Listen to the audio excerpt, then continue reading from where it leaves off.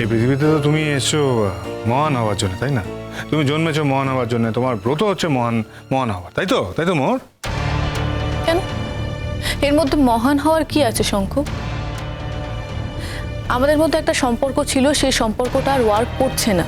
সেই সম্পর্কের মধ্যে থেকে আমরা দুজনেই বেরোতে চাইছি, সেখান থেকে আমরা দুজনেই চাই বেরোতে, সেখানে আমরা থাকতে চাই না। এর মধ্যে মহান হওয়ার কি আছে? ছাড়ো ছাড়ো, সব বুঝে আমি। আসলে তোমার ইচ্ছে করছে না আমার সঙ্গে থাকতে। তুমি এখন নতুন নতুন দুনিয়া দেখতে চাও, তোমার এখন লাইফটা এনজয় করার ইচ্ছে হয়েছে নতুন ভাবে। তুমি মাস্টার্স কমপ্লিট করেছো, এরপরে নতুন নতুন মানুষের সাথে আলাপ হবে, তুমি চাকরি করবে, সেখানে নতুন নতুন মানুষের সাথে আলাপ হবে, তুমি নিজের মতো করে দুনিয়াটাকে বাঁচতে চাও, এনজয় করতে চাও। এই ক্ষেত্রে আমি এখন প্রাপ্ত হয়ে গেছি, আমি তো পুরনো হয়ে গেছি, তাই না? তাই আমার সাথে আর ভালো লাগছে না, বুঝতে পারছি। তোমার এই ছেলে মানুষই আজও অ্যাট্রাক্ট করে শঙ্কু, কিন্তু আমি জানি এই ছেলে মানুষই মিটে গেলে তুমি আবার ফিউরিয়াস হয়ে উঠবে। আবার তুমি আমাকে বলবে যে আমার মতো মেয়ের সঙ্গে থাকা যায় না। এই কথাটা বলার সুযোগ আমি আর তোমাকে দিতে চাই না শঙ্কু। যা হবে জীবনে সেটা তুমিও দেখতে পাবে, আমিও দেখতে পাবো। আশা করি আমরা জীবনে দুজনেই বেঁচে থাকবো। আমাদের মধ্যে যদি বছর 5 পরে কিংবা বছর 10 পরে দেখা হয়, আমাদের মধ্যে যেন সেই সম্মানজনক ব্যাপারটা থাকে। আমরা যেন পরস্পরকে শ্রদ্ধা করতে পারি, পরস্পরের সঙ্গে সম্মান নিয়ে কথা বলতে পারি। শঙ্কু, আমরা যেখানেই থাকি না কেন, দেখো তুমি দূরে আছো বলে হয়তো তোমার কষ্ট হচ্ছে, আমারও কিন্তু কষ্ট হচ্ছে শঙ্কু, কিন্তু সেই কষ্টের থেকেও অনেক বড় হচ্ছে স্বস্তি। আমি জানি যে আমি কাছে গেলে 2 দিন পরে আবার কোনো না কোনো কারণে আমাদের মধ্যে ঝামেলা হবে। আমি জানি কোনো না কোনো কারণে তুমি আমাকে আবার চলে যেতে বলবে। বারবার এই আমার সঙ্গে থাকা যায় না, আমার মতো মানুষের সঙ্গে থাকা যায় না, এই কথাটা শোনা খুব যন্ত্রণার শঙ্কু। প্লিজ শঙ্কু, প্লিজ।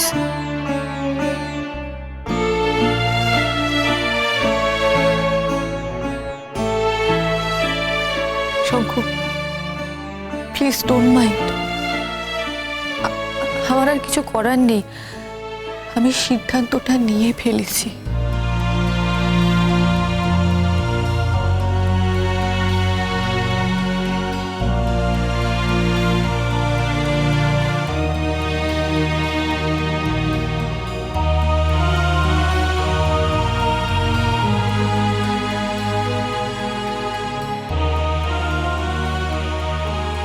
ওকে, ডান। আমি তোমার সিদ্ধান্তকে সম্মান জানাই মোহর। ভালো থেকো।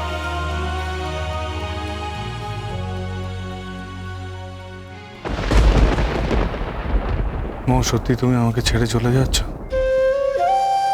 মুখের কথাকে কাজের কথা করে দিলে। তুমি বুঝলে না, আমি ব্লিড করি মোহর, ভেতরে ভেতরে তোমার জন্য। তার মানে আমি তোমার কোনো ভুল ত্রুটি কখনো সংশোধন করতে পারবো না। তোমার বিষয়ে আমি যেটা পছন্দ করি বা যেটা পছন্দ করি না সেটা বলতে পারবো না। এই যদি একটা সম্পর্কের দাম, তাহলে সেই সম্পর্ক আমার আর প্রয়োজন নেই মোহর। আমি না একাই থাকবো।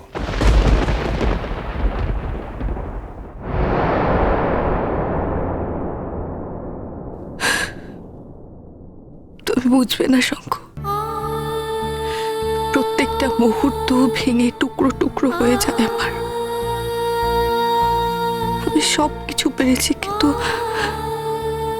কিন্তু তোমাকে ছেড়ে আমি থাকতে পারিনি।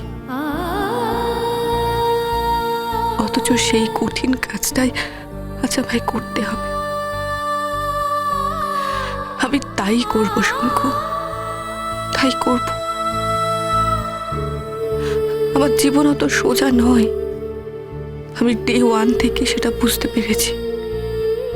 আমি এও জানি যে আমার জীবন দিন দিন আরো কঠিন হবে, তুমিহীন আমার জীবনটা ইস্পাতের মতো কঠিন হবে, তবু আমি নিজেকে তৈরি করে নেব শঙ্খ।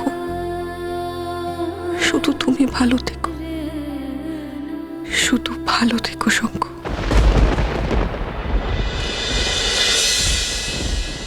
এভাবে আর কতদিন চলবে শঙ্খ? কিভাবে? মোহর আইডির বাড়িতেই থাকবে, তুমি তাকে ফিরিয়ে আনবে না। মোহর এ বাড়িতে ফিরবে না? তুমি একবার গিয়ে বললেই কিন্তু ফিরতো। তোমার কি মনে হচ্ছে আমি থেকে বলিনি? শোনো মা, সে ফিরতে চায় না। একটা গভীর দুঃখ তো আছেই ওর, অনেকটা ক্ষত আছে মেয়েটার মধ্যে। আসলে ওই এত কষ্ট, এত তো বোঝানো খুব মুশকিল। এই কারণেই ও সিদ্ধান্তটাই নিয়ে নিয়েছে। আর ওর থেকে বড় শুভাকাঙ্ক্ষী তোমার আর কেউ নেই কিন্তু। মা, সবসময় তুমি আমাকে এরকমভাবে ইম্পোজ করার চেষ্টা করো না। তোমার ছাত্রী, তুমি তাকে একভাবে দেখেছো, পরবর্তীকালে আমার ওয়াইফ আমি তাকে আরেকভাবে দেখেছি।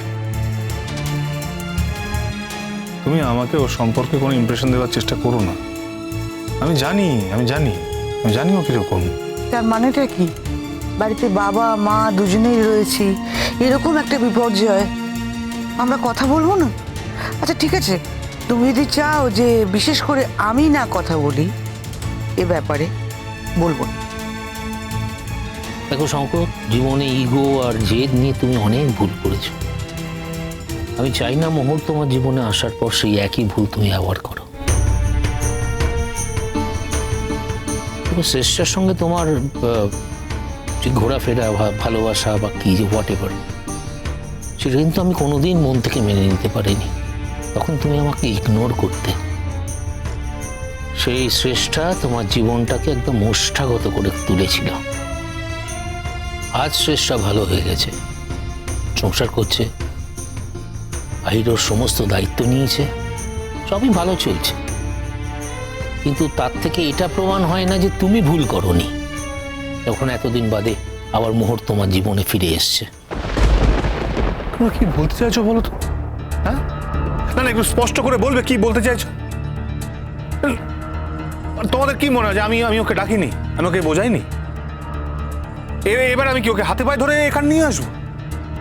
শোনো, আমি সেইটুকু রিকোয়েস্টও করেছি যে এখানে ফিরে আসার জন্য। ও আমাকে স্পষ্ট করে জানিয়ে দিয়েছে ও এখানে ফিরতে চায় না, she is not coming back any more.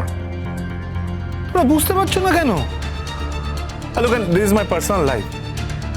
এর মধ্যে কেউ ইন্টারফেয়ার করুক আমার ভালো লাগছে না। আমি আমার পার্সোনাল লাইফ কারোর সঙ্গে শেয়ার করতে চাই না, বাস। শঙ্কর, তুমি ভুলে যাচ্ছ যে মোহর শুধুমাত্র তোমার ওয়াইফ নয়, আমাদের বাড়ির বউ। তাহলে ব্যাপারটা পার্সোনাল শুধু থাকলো কি করে? তাহলে তোমরা তোমাদের বাড়ির বউকে ফিরিয়ে আনার দায়িত্ব নিচ্ছ না কেন? সেই দায়িত্ব শুধু আমার উপর তোমরা ফেলে দিচ্ছ কেন বলো? যদি তোমাদের বাড়ির বউ হয়েই থাকে তাহলে তোমাদের রেসপন্সিবিলিটিটা কোথায় গেল একটু বলবে? তোমরা হাত পা গুটিয়ে চুপ করে বসে আছো কেন বলো? আমি কি করবো সেটা আমার ব্যাপার। তোমরা কি করলে? তোমরা নিজেদের রেসপন্সিবিলিটি পালন করেছো? তোমাদের বাড়ির বউকে তোমরা ফিরিয়ে আনার কোনো চেষ্টাই করো। শঙ্খ, ভদ্রভাবে কথা বল। কিসের ভদ্রভাবে কথা বলবো? আমি কোনো কথা বলি? কোনো কথাই তো বলি না। দেখো, তোমরাই কিন্তু জোর করে কথা বলাচ্ছ আমাকে। দেখো, কথা যখন বলতে এসো তখনই একটা ইস্যু নিয়ে আমার সঙ্গে কথা বলবে না প্লিজ। যদি বলি এই সব কিছুর জন্য তুমি দায়ী, তোমার বন্ধু এই উর্মির কাছে তুমি দিনের পর দিন রাতের পর রাত কাটিয়েছো, তাই মোহরকে পর্যন্ত জানাওনি তুমি উর্মির কি হয়েছে। একটা মেয়ে তো যাতে তোমায় ভুল বোঝে তার সব রকম কাজ তুমি করেছো, কিন্তু তারপরে যখন তোমাদের ভেতরে প্যাচআপ হয়ে গেছে তখনও কোনো না কোনো ইস্যুতে তুমি ঝামেলা করেছো। এই যেমন শ্রমণার ব্যাপারেও তুমি মোহরকে দোষারোপ করেছো, দোষ দিচ্ছ। কেন দিচ্ছ? মোহর যা করেছে একদম ঠিক করেছে। একটা মেয়ে একা একা এতগুলো বছর কাটিয়ে দিল একটা বাড়িতে, স্বামী থেকেও নেই। স্বামী নামক লোকটি যখন ফিরে এলো তখন এত অত্যাচার করলো, এত নির্যাতন করলো, এগুলো মোহরের চোখেই পড়লো, আর কারোর চোখে পড়লো না।